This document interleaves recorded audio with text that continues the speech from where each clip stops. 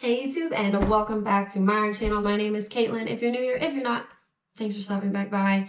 On my channel, we talk about all things personal finance in my life when it comes to debt payoff, budgeting, and just whatever else I think of. So today we are getting into my May budget closeout. So I'm showing you what May looked like versus what I thought it was going to look like. And let me just preface this with a big fat yikes. It was not a good budget month. So I'll just get into it and explain it because oh gosh, May wasn't a good month for me. But thank goodness for sinking funds. So you can see up at the top of my budget spreadsheet, you're probably used to it by now, but I've got my housing and utility payments there. So for my mortgage, it was correct for $44.95. That's my half.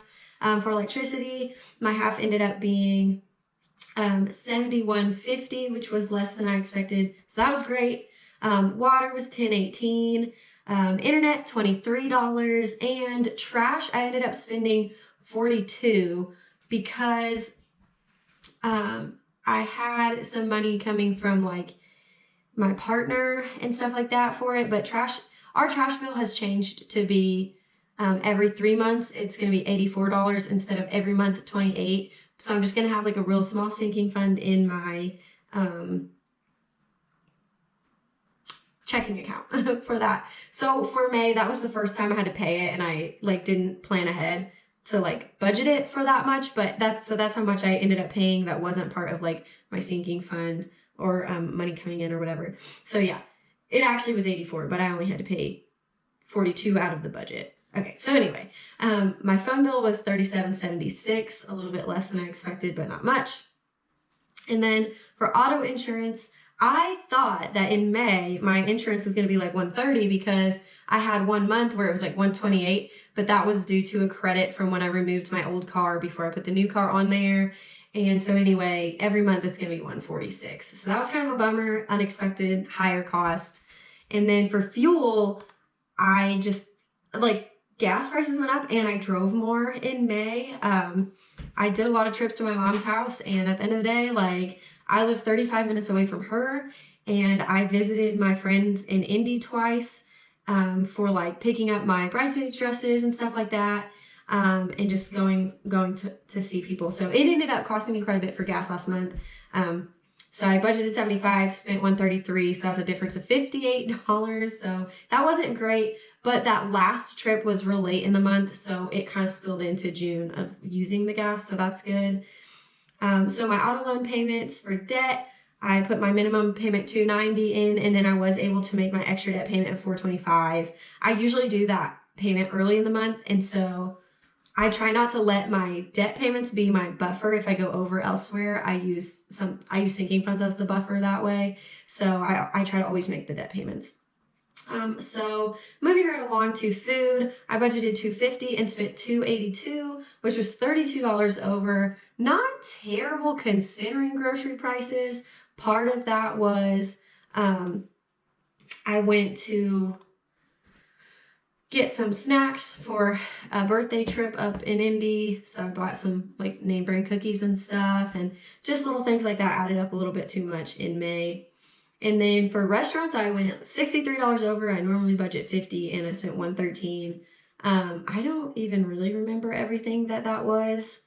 Of several trips to Taco Bell, I can say that at least. But it just added up. I spent more eating out at fast food or at sometimes if I get beef jerky at a gas station, I'll count that as eating out. So that's part of that as well. So next up, we have entertainment.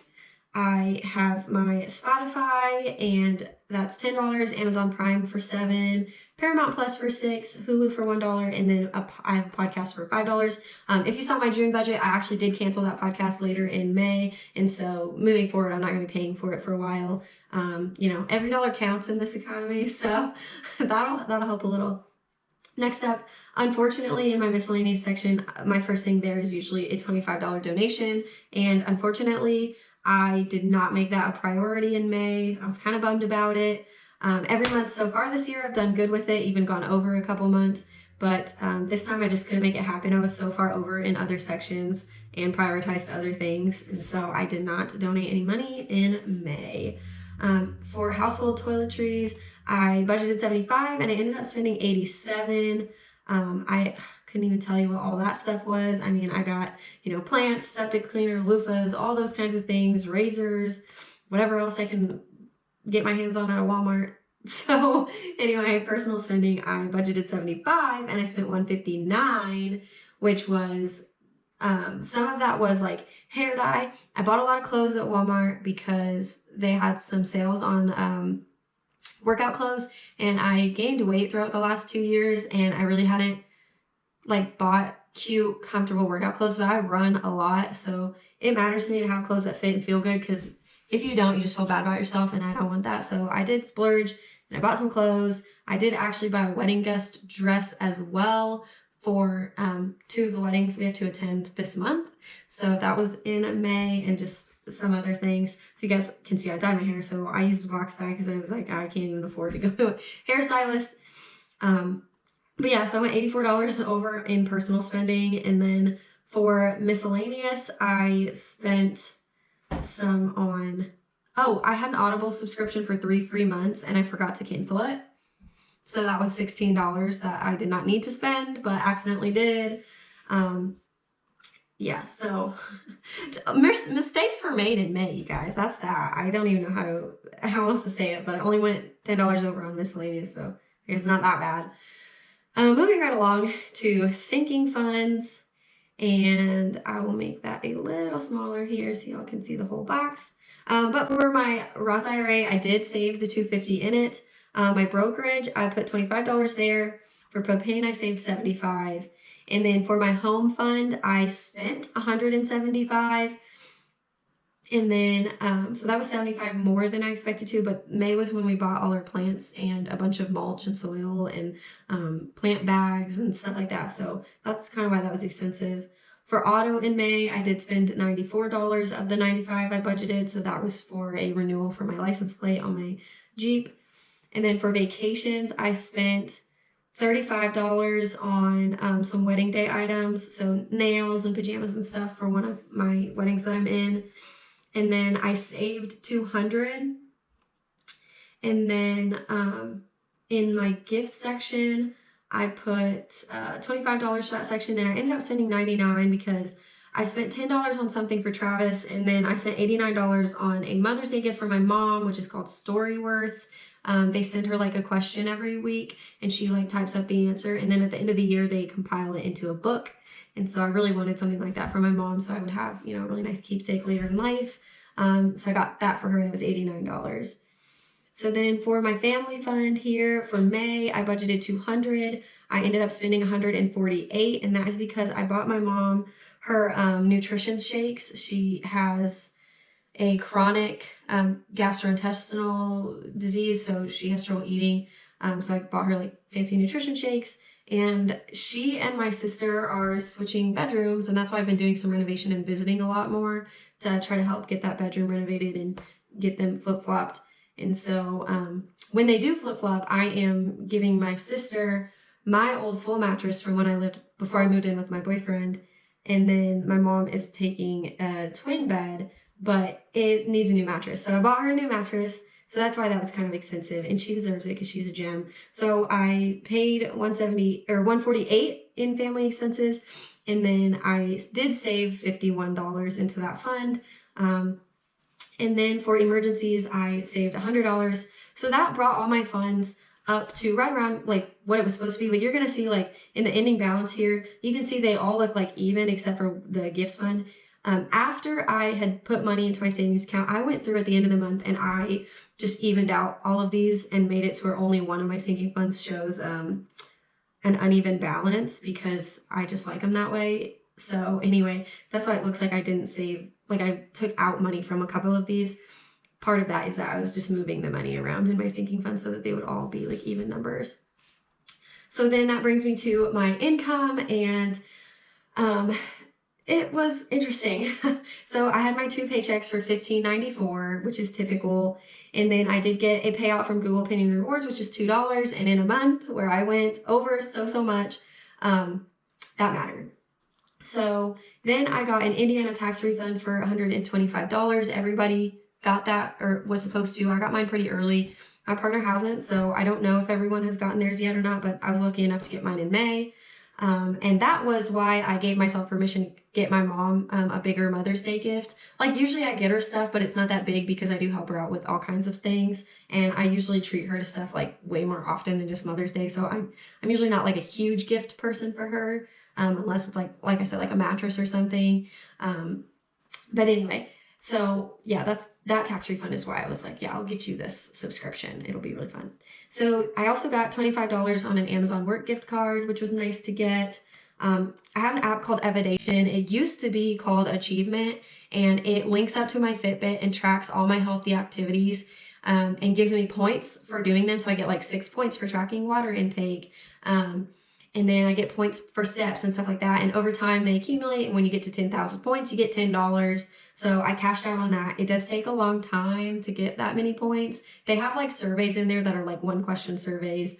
And then they have articles that if you like click to read the article, you get points. But again, the points take a long time to add up. I've cashed out twice from this app, and I think I've had it for 2 or 3 years. I don't make an effort to take most of the surveys because they're not like the points aren't worth the time it takes to do the survey, but just the like activity tracking and stuff, it can be worth it. So I just let it track on its own, and I check it like once or twice a month and do the like click to read things because they take 2 seconds.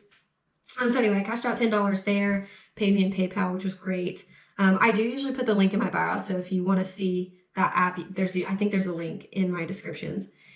Home fund withdrawal. So I actually took money out of my home fund to be able to spend over what I had planned to spend. So I planned $100 for my home fund, spent $75 over. So I took that money out of my home fund to cover that expense. And then I did return something out of all those clothes I bought at Walmart. I did return one thing, and that was $13.89 that came back in. And then vacation fund, I actually had to withdraw $150 from my vacation fund. Not because I spent money on vacation, but because that is how much over my budget was. So if I take that out, you can see my budget was over by $148 this month. So that is not something that my buffer in my checking account is going to take care of. So I did have to just take $150 out of my vacation fund. The reason I chose my vacation fund is because it is one of my better funded sinking funds, as well as one that I'm willing to compromise on. I can't take money out of propane. I can't take it out of home because what if something happens? I can't take it out of auto because I need that for emergencies. I can't take it out of emergency fund because it's for emergencies. So the vacation fund is more of a discretionary fund, and we don't actually have our vacation planned yet, and it has enough in it for a decent little vacation. So yeah, I had to take it out of there, which definitely sucked, but thank goodness I have sinking funds that I make a priority to fund them so that I can do that. So anyway, that is why it kind of sucked in May and how I didn't do that well. But lastly, you can see my little donut charts here.